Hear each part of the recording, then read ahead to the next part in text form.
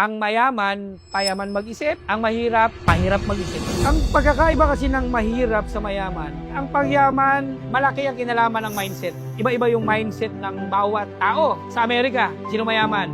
Amerikano. Sa Japan, ang mayaman, Hapon.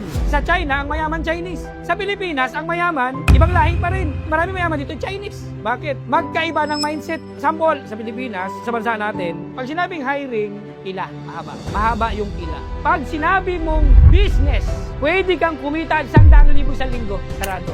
Magkasarado yung isip. Para sa akin, unang-una mindset. Iba ang mindset ng payaman sa pahirap. Pagkaiba ng mindset yan. Kasi tayo na mindset tayo, anak, mag-aral ka ng mabuti, paglaki mo, makahanap ka ng magandang trabaho. Walang masama ron. Walang masama magtrabaho.